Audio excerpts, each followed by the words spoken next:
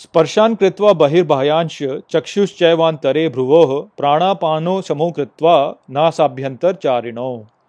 नमस्कार मित्रों, ये जो श्लोक है भगवत गीता के 5वें अध्याय का 27वां श्लोक है, जिसे हम आज गहराई से समझेंगे। तो आइए सबसे पहले इसके अर्थ को समझते हैं। तो जो श्लोक है वो कहता है, स्पर्शान् कृत्वा बहिर्बाह्यांश, अर्थात बाहर के स्पर्श को बाहर करके, चक्षुश्चैवान्तरे भ्रुवोः, अर्थात और आँखों को भी, बीच में दोनों भौं के, प्राणापानो समो कृत्वा, अर्थात प्राण और अपान को समान करो, नासाभ्यंतर चारिणो, अर्थात नाक के भीतर बाहर। तो यहाँ पर इस श्लोक से लेकर के लगभग अगले अध्याय के अंत तक श्री कृष्ण अर्जुन को ये बताएंगे कि किस प्रकार से अपने मन को नियंत्रण में लाया जाता है। तो ये जो विषय है ये वास्तव में ध्यान योग या फिर राजयोग जिसे कहा गया है उससे संबंधित है। तो उस विषय को आरंभ करते हुए यहाँ पर श्री कृष्ण कहते हैं कि बाहर की जो इंद्रियां होती हैं उनको बाहर ही छोड़ करके, अपने आँखों को भी बंद करके, अपने ध्यान को अपनी दोनों भौं के बीच में स्थित करो और अपने प्राण और अपान, जो कि भीतर और बाहर जाने वाली श्वास है, उसको भी समान करो अपनी नाक के भीतर। तो ये जो यहाँ पर कला बता रहे हैं श्री कृष्ण, वो वास्तव में ध्यान योग का एक मूल रूप है, जहाँ पर कि व्यक्ति अपनी सांस को नियंत्रित करता है और श्वास के नियंत्रण द्वारा व्यक्ति अपने भीतर की ओर अपना ध्यान केंद्रित करता है और बाहर की इंद्रियों को बाहर ही छोड़ देता है। तो उसी के विषय पर यहाँ पर श्री कृष्ण अर्जुन को बता रहे हैं। और ये जो कला है ये वास्तव में अब एक बहुत ही लोकप्रिय कला है और इसको विज्ञान भी अब पुष्ट कर चुका है। और बहुत से मनोवैज्ञानिक हैं जो कि इस समय पर लोगों को ये परामर्श देते हैं कि यदि आप जीवन में बहुत तनाव अनुभव कर रहे हैं या बाहर की ओर यदि आप कुछ ऐसा देखते हैं जो कि आपको क्रोधित कर रहा है या आपके भीतर व्याकुलता उत्पन्न कर रहा है, तो आप अपनी सांस को नियंत्रित कीजिए, उसको गहरी अंदर बाहर सांसें लीजिए। इस प्रकार से आप अपने क्रोध को या व्याकुलता को नियंत्रित कर पाएंगे। तो ये एक बहुत ही मूल सी बात है जो कि आज के समय मनोवैज्ञानिक जो है वो संसार भर में लोगों को करने को कहते हैं। और यहाँ पर जो विचार है वो हम इसको विज्ञान के द्वारा वैसे भी समझ सकते हैं कि जो जब बाहर की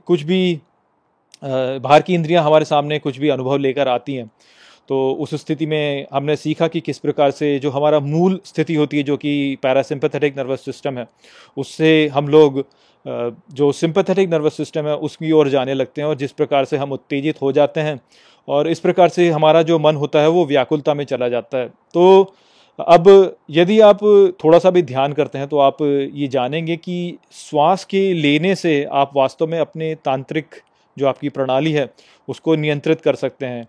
यदि आप गहरे सांसों को लेंगे तो आप देखेंगे कि आपके भीतर जो आपकी तंत्रिकाएं हैं वो चलने लगती हैं और आप ऐसा अनुभव करेंगे जैसे कि मान लो आपके रोंगटे खड़े हो रहे हों। तो वो जो तंत्रिका प्रणाली में परिवर्तन होता है उसको आप अपने सांस के अंदर बाहर लेने से नियंत्रित कर सकते हैं। तो इसी रूप में यदि आप समझें तो जब हमारी तंत्रिका प्रणाली पैरासिम्पैथेटिक से सिंपैथेटिक की ओर जा रही होती है, तो यदि हम अपने सांस को नियंत्रित करें और गहरी सांस लेने लगें तो उससे जो हमारी तंत्रिका प्रणाली होगी उसमें परिवर्तन होता है, जिससे कि हम अपनी तंत्रिका प्रणाली को पैरासिम्पैथेटिक से सिंपैथेटिक में जाने से रोक सकते हैं। तो यदि इस प्रकार से हम देखें तो यहाँ पर श्री कृष्ण का जो संदेश है वो हमें ठीक प्रकार से फिर हमें वैज्ञानिक रूप से भी समझ में आता है कि जब बाहर के कुछ उत्तेजनाएं हमें प्रभावित करने लगती हैं तो उनसे अप्रभावित रहने के लिए हमारे लिए ये बहुत ही महत्वपूर्ण है कि हम उन इंद्रियों को रोक दें। तो इसीलिए श्री कृष्ण ने यहाँ पे कहा कि बाहर की जो स्पर्श हैं, अर्थात जो बाहर के हमारे अनुभव हैं, उनको बाहर ही छोड़ करके, अपनी आँखों को भी बंद करके हम उन प्रभावों को अपने से दूर कर सकते हैं और अपने भीतरी मन में हम केंद्रित रह सकते हैं। और हमारा जो मन है वो यदि आप देखें इस प्रकार से कि हम अपने शरीर में अपने आप को कहाँ स्थित पाते हैं, तो वो जो स्थान होता है वो हमारी दोनों आँखों के बीच, हमारी भौं के बीच, हमारा जो मस्तक है वहीं पर प्रायः लोग सोचते हैं। यदि आप ये बोलें कि मैं अपने शरीर में कहाँ पे स्थित हूँ, तो हम यही पाएंगे कि मैं उसी स्थान पे वास्तव में स्थित हूँ। तो यदि हम अपना ध्यान वहाँ पे केंद्रित करेंगे तो हम अपने मूल में जाने लगते हैं, और इस प्रकार से हम बाहर के स्पर्शों को दूर करके अपने मूल में लौट आते हैं।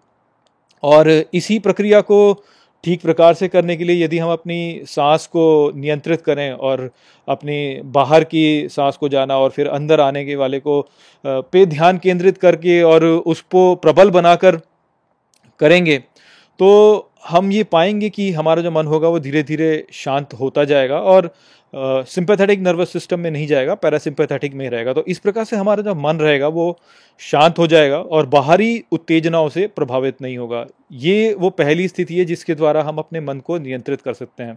जब भी कभी हम जीवन में कोई भी बाहरी उत्तेजना को देखें और उसके प्रति यदि हम सचेत रहें कि हमारे मन में वेग उत्पन्न हो रहा है, या तो क्रोध उत्पन्न हो रहा है, या फिर हमारे मन में उसके प्रति एक लालसा उत्पन्न हो रही है या कामना की भावना उत्पन्न हो रही है, तो उस भावना को यदि हम नियंत्रित करना चाहें तो उसको करने के लिए ये जो कला यहाँ पर श्री कृष्ण ने बताई, ये एक बहुत ही अच्छी कला है जिसके द्वारा हम अपने भीतर जो है एक ऐसा मन विकसित कर सकते हैं जो कि इन बाहरी उत्तेजनाओं से प्रभावित नहीं होगा। जैसे ही उनको हमने देखा, जैसे ही उन उत्तेजनाओं को हमने देखा, हम इस कला का उपयोग करके उन उत्तेजनाओं को अपने से दूर कर सकते हैं। तो यही बात यहाँ पर श्री कृष्ण ने बताई।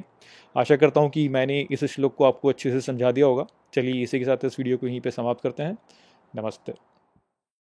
वीडियो को अंत तक देखने के लिए धन्यवाद। यदि आपको ये वीडियो पसंद आया हो तो इसको अपने प्रियजनों के साथ में साझा करें और इस ज्ञान को और फैलाएं। यदि आपके पास कोई भी प्रश्न है तो मुझसे इंस्टाग्राम पर जुड़िए। वहाँ पर मैं हर शनिवार रात को एक लाइव Q&A सेशन रखता हूँ और आप मुझसे वहाँ पर अपने प्रश्न पूछ सकते हैं। जय श्री कृष्ण।